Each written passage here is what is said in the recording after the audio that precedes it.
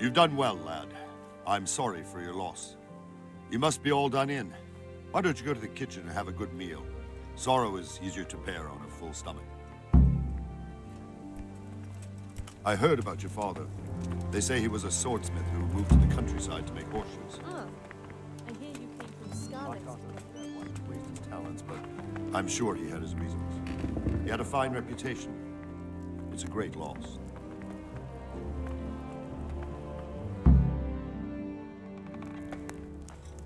Ah, milady. You are fortunate our good lady Stephanie of Talmberg has graced us with her presence. My lady, I'm honored. So this is our brave young man. Welcome, lad. Bojena here will take care of you. No doubt you're tired and hungry. Indeed. How could he not be, poor soul? After everything he's been through, he must be as hungry as a bear, aren't you, young master? Here you are, then. Eat your fill. And a little wine to wash it down. Thank you, my lady. When you're done, you can go and rest with the grooms in the Outer Bailey. No, that won't do, Sir Robard. After all he's been through, he deserves a proper bed. Let him sleep in a lodge in the courtyard. Certainly, milady. Young Henry here is overwhelmed by your generosity. Yes, thank you, my lady. May God reward you for your kindness. Eat up now. You're in capable hands, so I'll leave you to it. Good night. Good night. Good night, man.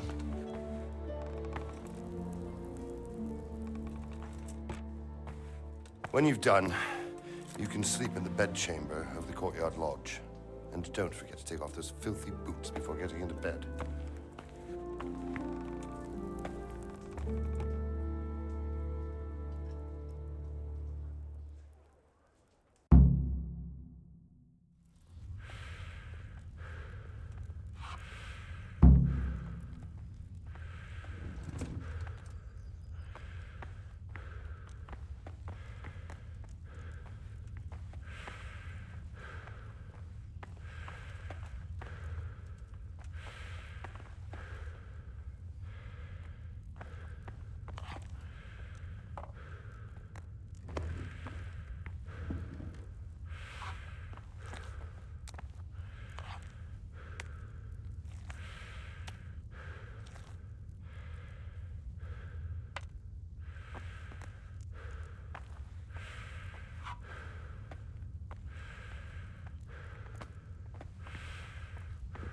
Oh,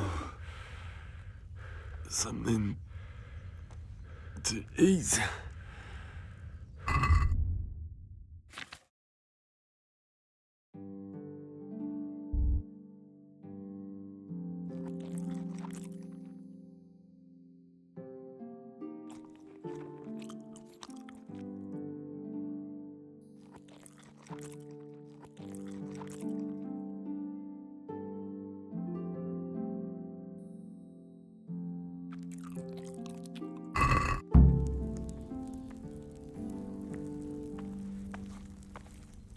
You're that lad from Scarlet's. What in heaven's name? Oh, Jesus. I could really do with some sleep.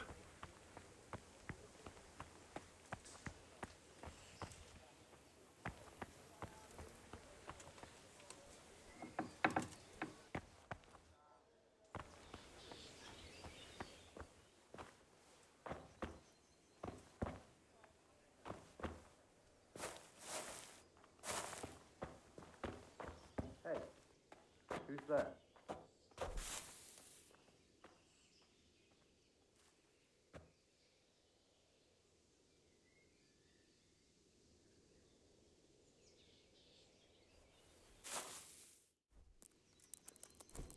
What the? No sign of anyone.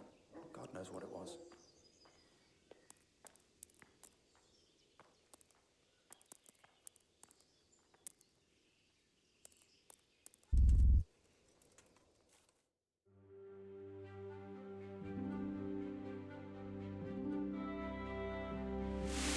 Today the patrols will be doubled. Keep your eyes peeled. If you see anything out of the ordinary, report it immediately. Understood? Yes, sir.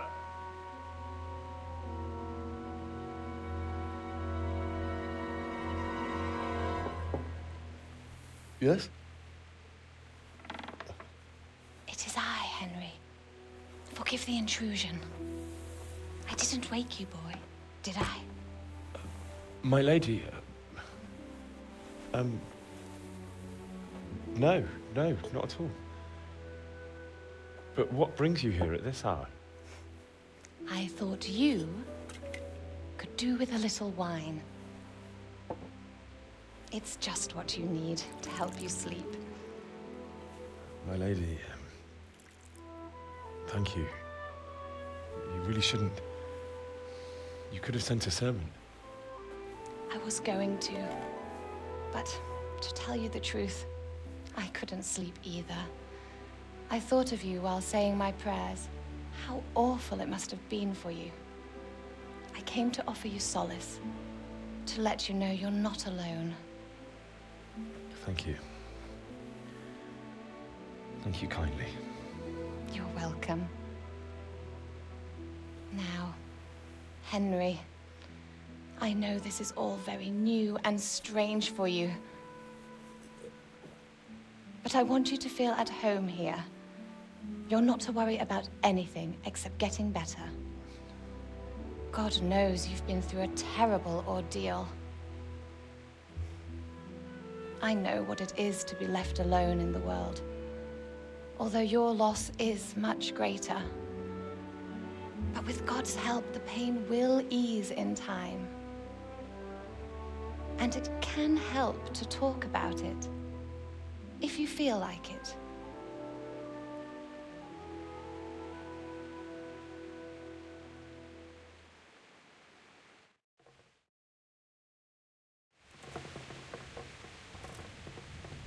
You might be right, my lady. I'll tell you what happened. It was terrible and unexpected. The day started just like any other. Father sent me into town on some errands.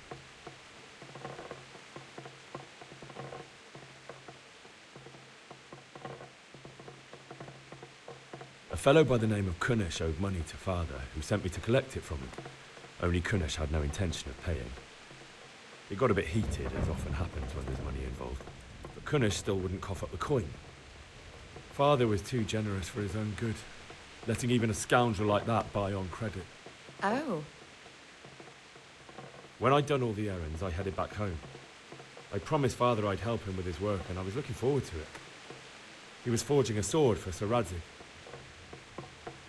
The sword was taking shape when Sir Radzig himself came to have a look at it. He praised Father's work and said that with his smithing skills, he could easily make a living in Prague or Vienna. You don't say.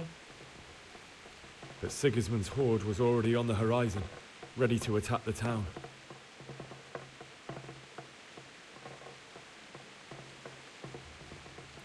A horde of soldiers was amassed. Pennants flapped in the wind, the armor glinted in the sunlight, and the horses whinnied impatiently. They were waiting for Sigismund to give the command to attack. How awful. And then death descended on Skalitz.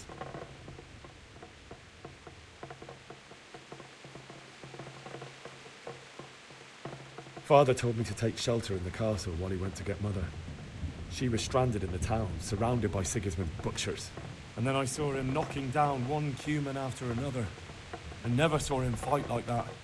But then the leader of Sigismund's raiding party, a knight in full armor, saw Father and charged at him. He cut down my father without a thought. And then he turned on my mother. And he murdered her in cold blood. You poor boy. May the Lord have mercy on their souls. I ran to the castle like our neighbors to take cover, but I didn't make it. I had to find another way to save myself. The men on the battlements called down to me to flee to Talmberg and warn you. I was lucky I knew a concealed path around the castle. I needed a horse to get to the safety of Talmberg and to warn you all. And with all that was happening, you thought of others like a good Christian. Then I heard a scream. It was Teresa, the mill wench. She'd been caught by a gang of Cuman savages who planned to violate her. I had Sir Radzig's sword, and even though there were several of them and they were better armed, I had to try and save her. I wanted there to be at least one person I'd helped. And I succeeded, even though it almost cost me my life. After that, I stole a horse from them and rode off. Like a valiant knight. I'll never forget the horror. It will haunt me for the rest of my life. That's terrible. How could something like that happen? God alone knows why he lets such things happen. You poor boy. I understand your grief, but God is not to blame for the ills of this world. That is the work of Satan and those who do his bidding. Those who are corrupted by greed, envy, and pride. You must not lose faith, whatever life brings. Fate has not been merciful to me, and my husband either. Although in comparison to the horrors you went through. I was young when I married my husband. It was my father's wish. Divish was a lot older than I, but a woman must bear her lot. Shortly after our marriage, before I even got a look at Talmberg, the castle was stormed and my husband was imprisoned. Really? My husband had some quarrel with Sir Havel Medek of Valdek, who decided to resolve it by force. He stormed the castle, burned down the village of Pribyslavitz, and killed many of our men, even the old chamberlain. He imprisoned my husband in the castle and put his own garrison there. That's awful. I was barely 18 years old, and all of a sudden, I was left alone with Sir Robert. We didn't know what to do. We went to Prague to appeal to the king and sought help from Divish's friends, but all to no avail. We tried for years, but it seemed I was destined to be left alone and my husband to rot in jail in his own castle. Years, you say? 7 years. That's how long it took before Havel was condemned as an enemy of the crown. And even then, he refused to surrender the castle and release my husband. In the end, I raised the money to pay a ransom, and only then, by the grace of Lord Jesus, did I finally lay eyes on my husband once more. 7 years. And was Havel punished for it? Never. And after 7 years, my husband returned to me an infirm old man. Sir Divish seems like a good, strong man. Certainly, only he has many concerns. He had to rebuild Talmberg. After he was released, the king appointed him Burgrave of Prague Castle, and he was very busy. He had no time for me at all. But at least we were in the city. There was something going on. And now, we're here. My lady, you're still young and beautiful. Your best years are still ahead of you. Would that that were true, lad. Would it were true. But what am I doing bothering you with this? You have troubles enough of your own. I'll go and let you sleep.